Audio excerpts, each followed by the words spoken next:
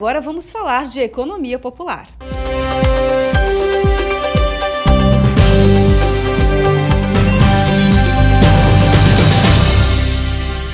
O desejo de muita gente é começar o ano novo sem dívidas, não é verdade? Com a vida financeira equilibrada, em ordem. Mas para que isso aconteça é preciso se planejar financeiramente.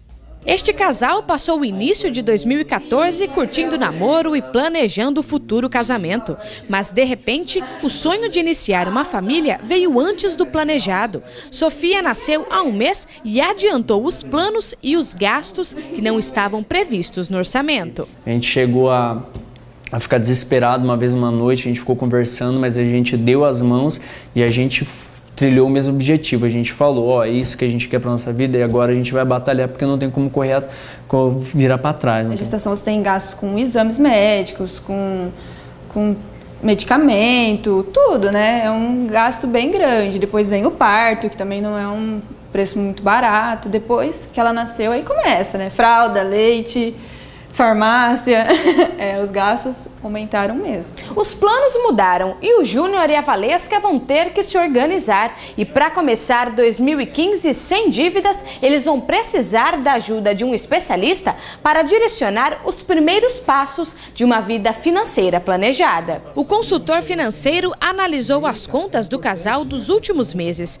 Os gastos com a filha e com a casa nova são as prioridades. Provavelmente eles vão ter que abrir mão de uma despesa ou de outra, deixar de fazer alguma coisa ou outra, porque a parcela da prestação da casa vai tomar boa parte desses recursos que eles fazem mensalmente. Deixar de comer um lanchinho aqui, um lanchinho ali, porque vai começar a vir a parcela da casa, despesa com água, luz, telefone, né? Coisas que a gente ainda não colocou no orçamento e que vai ter que sair do nosso também, né? 2015 agora a gente vai dar um planejar aí, a gente está aprendendo bastante a planejar nossas contas que a gente tem, às vezes a gente não gasta mais do que ganha, né? A gente tem essa noção, mas a gente gasta muito de coisas desnecessárias que a gente podia estar assim guardando e investindo um pouco mais em determinadas coisas. Igual ao casal, muita gente quer começar o ano novo com o pé direito no orçamento. Eu quero bastante dinheiro.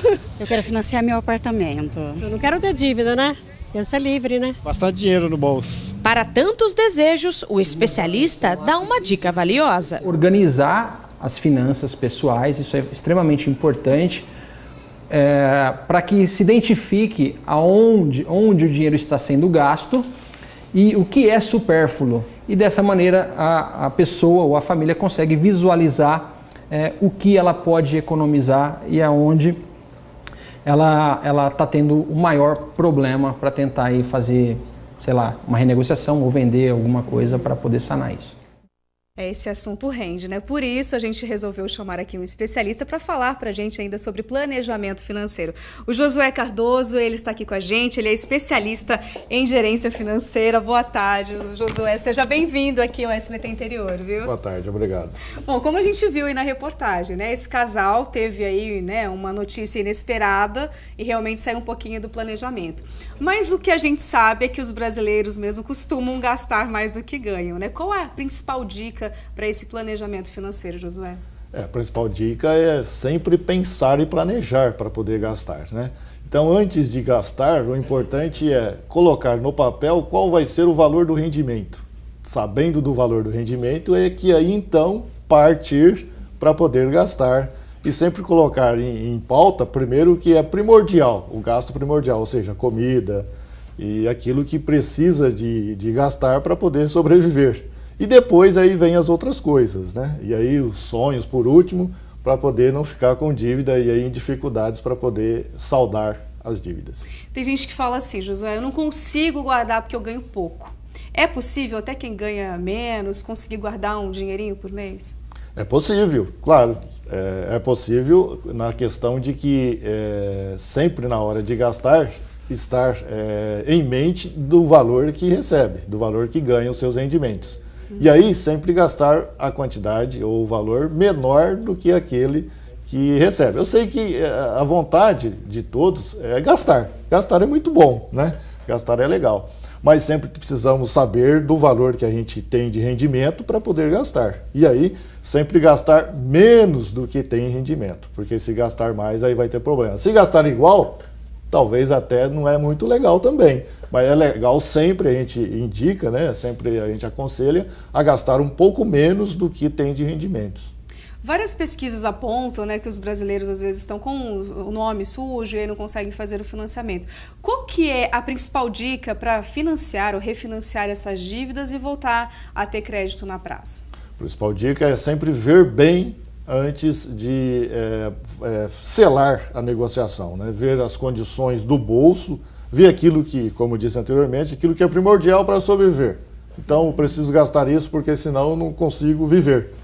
E aí depois, o que sobrar disso em relação ao seu rendimento, aí calcular para poder selar uma dívida. Porque a dívida, ela tem que ser, teoricamente, paga, né?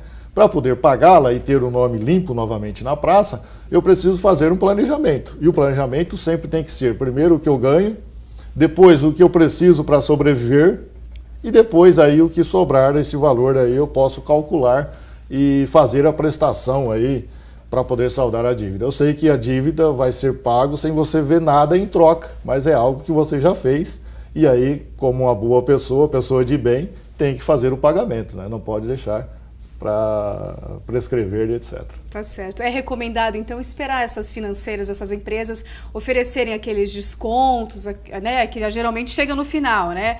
Eles fazem um valor fechado para você quitar a dívida. É recomendado esperar esse tempo ou é melhor parcelar e dentro do orçamento de cada um? É recomendado sempre negociar, sempre ir até a financeira, a instituição, enfim, que tem a dívida e negociar, e sempre antes de ir renegociar, é sempre bom ver o valor que pode pagar, porque renegociar uma dívida e depois não ter como pagá-la, aí talvez é até pior, né? Então é bom dar uma esperada realmente, porque as financeiras, as instituições que têm os créditos a receber, elas vão querer fazer negociação. E aí essa hora que a empresa chama para fazer a negociação, é bom que aí eu vou lá com o valor que eu já sei que eu posso pagar e não vou ter uma dificuldade financeira para isso, e aí sim fazer esse parcelamento. E agora com relação ao vilão, né, de toda a casa, o cartão de crédito, Josué. Qual que é a dica aí para evitar aqueles gastos exagerados com cartão de crédito? Eu não diria que o cartão de crédito é um vilão. Ele não é vilão, ele é muito bom, porque eu não preciso de andar com o dinheiro propriamente dito em cash no bolso, né? É sujeito a roubos e a perder. O cartão de crédito é legal. Só passa a ser vilão a hora que eu deixo de pagar no vencimento a fatura dele, né? Aí sim passa a ser um vilão, porque os juros são muito altos, né?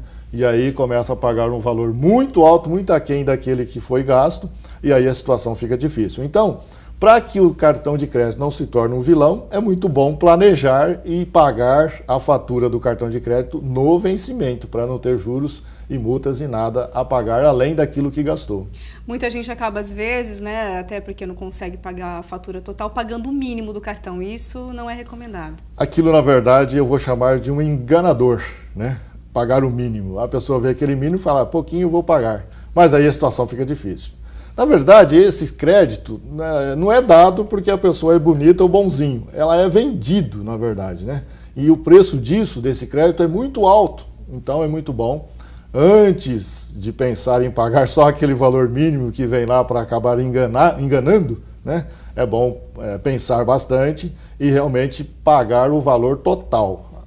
Aí, se não tem o dinheiro para pagar o valor total, é bom sempre pagar o máximo possível e não pagar somente aquele mínimo, porque senão o dinheiro vai ficar muito caro, né? Porque, na verdade, é um dinheiro vendido, né? O crédito ele é vendido. Então, fica muito mais difícil ainda se já está em situação difícil para pagar a fatura. Aí vai piorando cada vez mais. Vira uma bola de neve. Né? Vira o que nós chamamos de uma bola de neve. Pois é. Josué, para a gente encerrar, quais são as principais dicas para a gente tentar entrar 2015 sem dívidas ou então com menos dívidas? É importante anotar as contas, fazer uma planilhinha em casa? Quais são as dicas que você dá para o pessoal de casa? É, sempre importante. A pessoa pensa assim, eu vou anotar até uma balinha que eu compro lá no supermercado? É importante. Eu não diria, muita gente pode pensar que é exagero isso, né?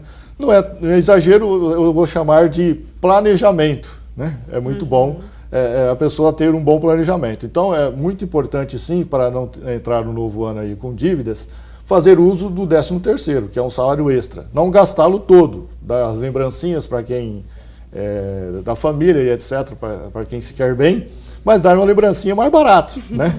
Não ser aquela cara que a pessoa vai ficar contente, mas com a mais barata ela também vai ficar contente. Né? Então, dá mais barata, economiza e aí salda aquilo que tem de dívidas, né? Tenta saldar o máximo possível e economiza um pouco do 13º para entrar 2015 aí sem dívida e até com dinheirinho extra para poder gastar talvez um pouco mais aquilo que sonhou tanto para ter.